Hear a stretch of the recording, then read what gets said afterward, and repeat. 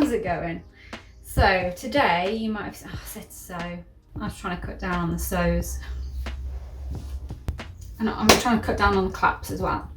And the likes. I can tell you something, making videos of yourself makes you incredibly self-aware of all of the annoying traits that you have. You've probably already seen in the thumbnail and the title what today's video is about, but I'm going to tell you again anyway. When I'm illustrating the characters in the books, something that you need to be able to do is draw your characters from multiple different angles and with different expressions. And this consistency has been something that I've personally really struggled with. I think because I have a background in more sort of classical art, I've always had references to draw from, but when you're illustrating a book and it's just literally being plucked from your imagination, you've got to be able to draw these characters from all angles. Now, something that I have found helps with this is to actually sculpt the characters. Now, the reason that I know that sculpting a 3D model can help is because I actually have done it when I made my son's birthday cake topper, which is Chip and Sparky. And since I made it, I found that I just kind of had a better understanding of how they looked three-dimensionally. I mean, not so much Chip, because he's kind of just a blob, but Sparky especially, I think he came out quite well. And yeah, it's just really helped me wrap my head around how he looks from every angle. As some of you may know, I'm now working on book 3, and there are a couple of new characters. So I've already written the words for book 3, but I haven't done all of the design work yet for the whole story. I've kind of got it in my mind's eye, but I haven't actually got it down on paper yet. So as I actually mentioned in my previous video, I had to go and have a wisdom tooth out on Saturday. I think the guy that did it was potentially training. Safe to say I was feeling quite sorry for myself on Saturday evening.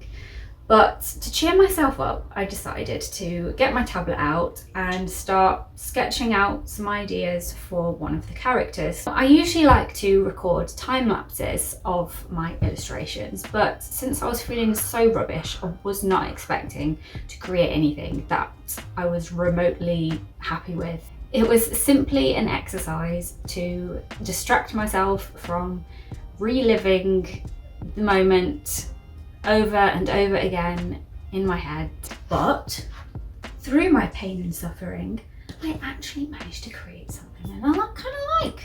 Oh yeah, she's called BeBe, by the way. I shall show you the drawing that I did. Now, it's still just a rough drawing, but I tried drawing her from different angles and I was really struggling, and that's why today I wanted to do this. Right, so onto the actual sculpting, which is what you came here for. Now, I thought I would try and be clever and use a GoPro on a selfie stick, suspended on a shelf using a dumbbell to try and make kind of overhead camera while I was sculpting away. But the quality of the video is really bad. I kind of almost don't want to show it you, but at the same time, I did spend like 4 hours on it, so I'm going to use it. But what I'll do is I shall pop it in the corner and I will sorry, and I will talk about it here using up most of the screen so that the image is really small. Okay, so I started off by making a wire armature, and I used some 1mm wire that I just got off Amazon, and I twisted it together because that's supposed to help the clay and the tinfoil and everything stick to it. I was looking at the picture of BeBe and trying to make the skeleton as similar in shape and size to the drawing, and I had to use a fair bit of tinfoil because she's chunky. And then I'm using FIMO soft here. Still wasn't really that soft, but it wasn't too bad. I did use a little bit of Vaseline on my hands to actually help soften it up because it's quite cold at the minute. It's early February. I used a paintbrush to roll it out, but that was kind of a mistake because there was actually little flecks of paint all over it, and also the lettering was coming off the paintbrush. So now she's very speckly. But yeah, I just made like little sheets and wrapped them around, and then in any areas where she needed to be a little bit more chunky, I just added a few more layers. And then it was time to do the smoothing out, and I actually used the end of a teaspoon for this because I was stingy and didn't invest in actual sculpting tools. But it worked quite well. It's just the thing with this clay is there's a lot of smoothing. Now I heard that corn flour actually helps with this because the fine grittiness helps smooth it out, so I used some of that.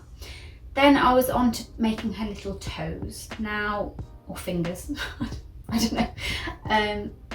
The armature was actually in the way here, so I kind of had to just fully remove both of her front paws, that's the word, and trim the armature back.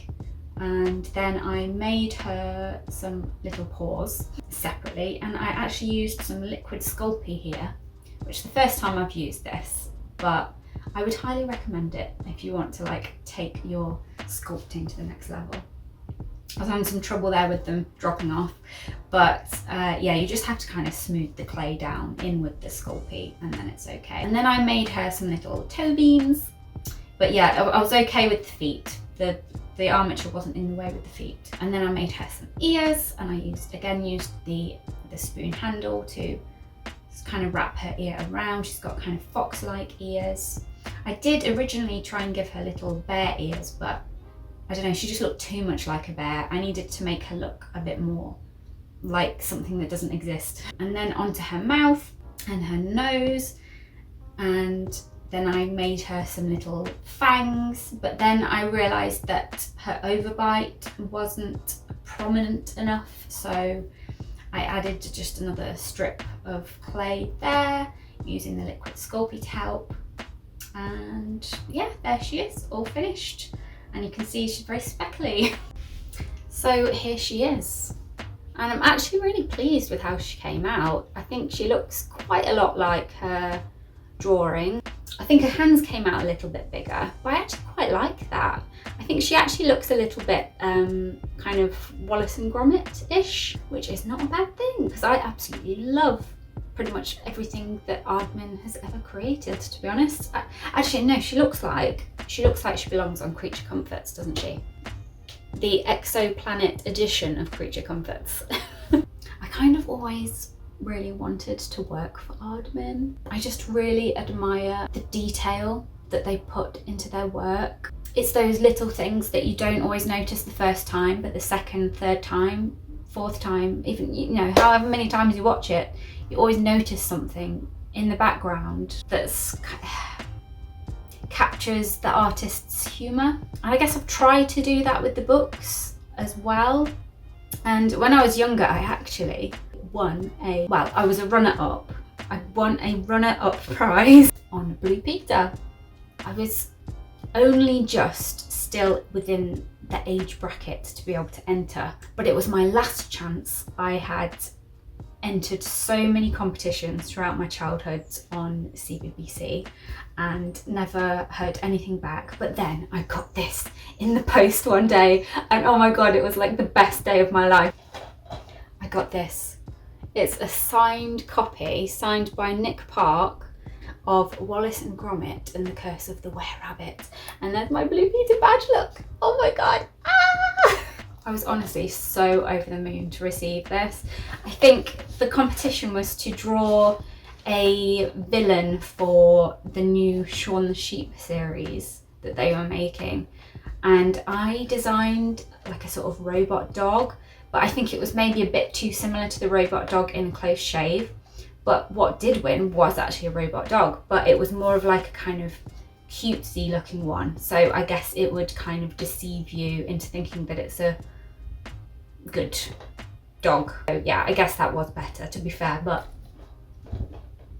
I was really happy with this anyway. I actually used to make my own stop motion using like an old VCR camera, and I would just use anything and everything to make. I just loved making things turning things from inanimate objects into sort of giving them life and making them walk across your room. Even if it was just like a load of coins, I would make them like spiral and swirl across the table. Right, I guess I had better stop procrastinating.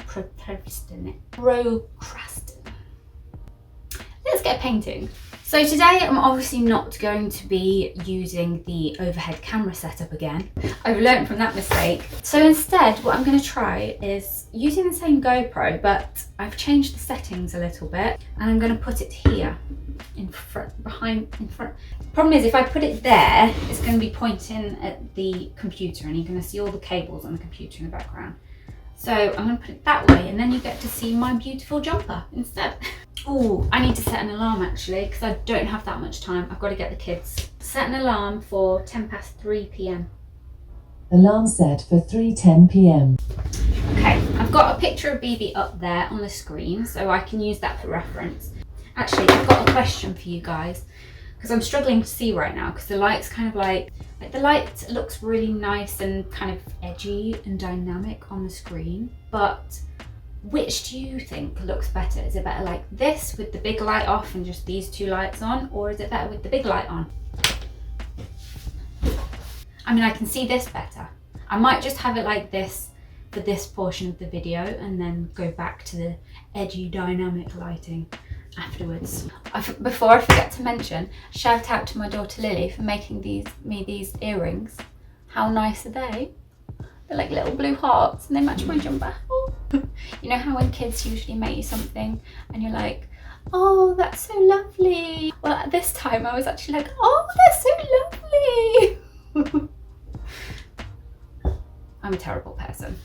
Do you know what I've just realised? I don't have a cup of water. If I finish this green tea, then I can use this water.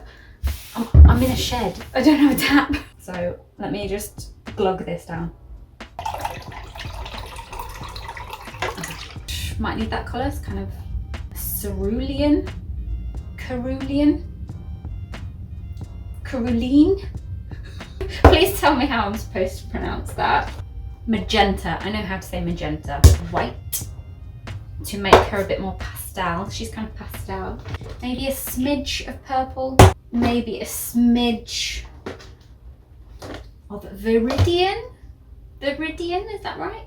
Just because she's slightly on the turquoise side. It doesn't look very good, does it? That's my palette. I did get some bigger ones, but they weren't the best quality. I got one a while ago. I think it was called like Thick Body. That was, I mean, that would be perfect for BeBe. Let's turn the GoPro on. Fingers crossed, this footage is better than the last footage that I got. Okay, right, let's mix some colours.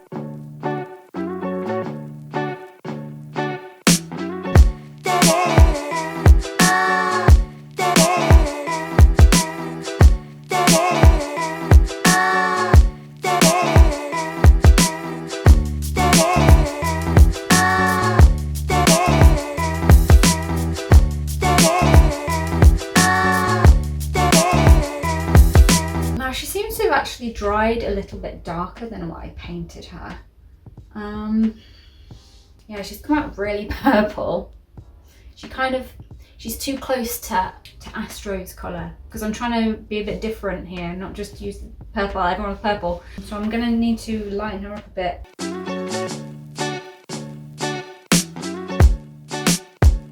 So again, it has dried much darker. As you can see, I've just painted the bottom. I don't know if you can tell. But that looks a lot lighter than the bits that's dried. I don't know if you can really tell on this camera, but it is. Right, so I'm going in with the blue now. I've made it a bit lighter than I think it should be in the hope that it's going to dry a bit darker. I don't know, we'll see.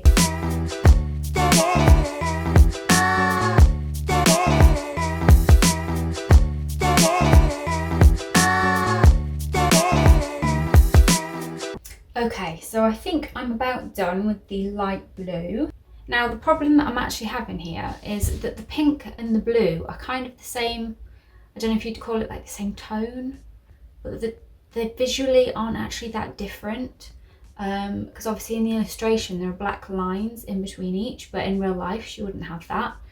So what I might have to do is, well, I either need to do black lines like in the illustration, or what I might do is use some of the darker blue that her paws and her ears are in and just do thin lines with the dark blue. I'll probably try that first because I think I want to keep her more on the slightly realistic side.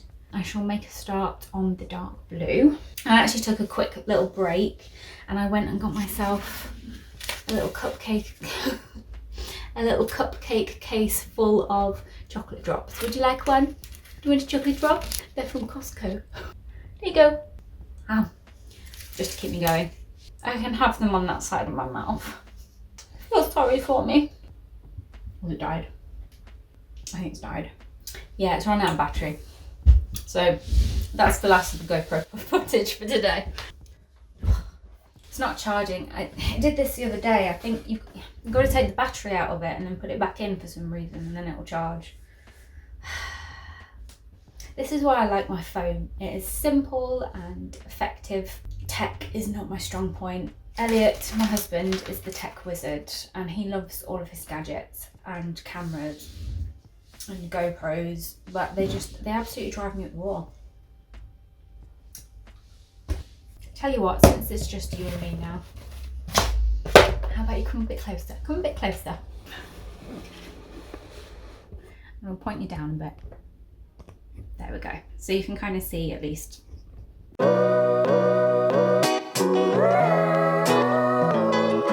I thought I was recording them, but I wasn't. So I'll say it again. Finished the dark blue areas. So yeah, I finished the dark blue areas. So now I'm gonna work on the tummy patch and the snout, tidying those up. I'm running out of time though. I've only got about half an hour left, so I need to get cracking. Okay, so I am about done with the white patches. Took about 3 layers to go over all of the paint that I'd got on those areas. But I really wanted it to stand out. So now I'm gonna move on to the facial features. Wish me luck.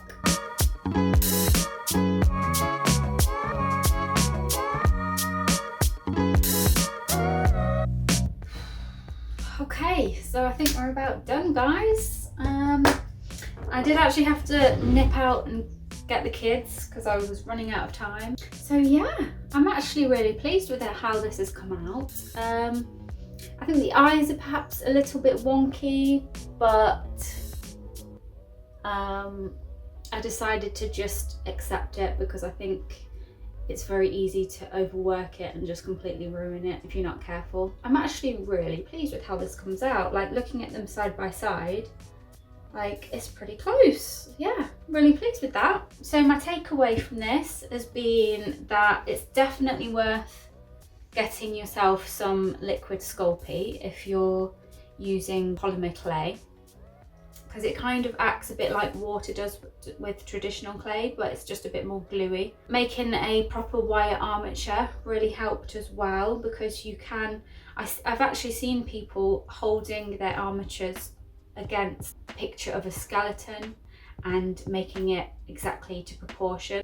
Definitely worth using that. The cornflour was really helpful. It made an absolute mess. It was absolutely everywhere, but it helped if it got a bit too sticky with the liquid Sculpey, and it also helped buff out the fingerprints and fine lines, so there's like hardly any really there.